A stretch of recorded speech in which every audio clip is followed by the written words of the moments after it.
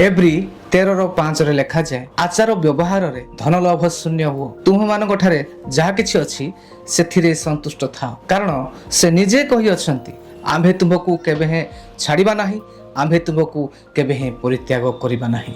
ଆମ୍ଭମାନଙ୍କର ପରମେଶ୍ୱର ପ୍ରଭୁ ଖ୍ରୀଷ୍ଟ ନ୍ୟାୟବାନ ଅଟନ୍ତି। ସେ କଦାପି ନିଜର ପିଲାମାନଙ୍କୁ ଛାଡ଼ନ୍ତି ନାହିଁ, କଦାପି ନିଜର ପିଲାମାନଙ୍କୁ ପରିତ୍ୟାଗ କରନ୍ତି ନାହିଁ। ସେଥିପାଇଁ ଆମେମାନେ ଧନଲୋଭ ଶୂନ୍ୟ ହଉ। ଧନଲୋଭ ଅର୍ଥ ବିଭିନ୍ନ ପ୍ରକାର ଅସଙ୍ଗତ କାର୍ଯ୍ୟ କରି ଧନ ଅର୍ଥ ଉପାର୍ଜନ କରିବା। ଏହି ପ୍ରକାର କାର୍ଯ୍ୟରେ ଆମେ କେହି ମଧ୍ୟ ଲିପ୍ତ ନ ହଉ। ଯେପରିକି ଉଦାହରଣ ସ୍ୱରୂପ ଧନ ଅର୍ଥ ସଞ୍ଚୟ କରିବା ପାଇଁ ବ୍ୟଭିଚାର କରିବା, ଧନ ଅର୍ଥ ସଞ୍ଚୟ କରିବା ପାଇଁ ଅନ୍ୟାନ୍ୟ ରିଚ୍ କ୍ୱିକ୍ ସ୍କିମ୍କୁ ଗ୍ରହଣ କରିବା, ଧନ ଅର୍ଥ ସଞ୍ଚୟ କରିବା ପାଇଁ ଅନ୍ୟାନ୍ୟ ଅସଙ୍ଗତ କାର୍ଯ୍ୟରେ ଲିପ୍ତ ହେବାକୁ ବୁଝାଏ। ଏହି ସମସ୍ତ ବିଷୟରୁ ଆମେ ନିଜକୁ ଦୂରେଇ ରଖୁ।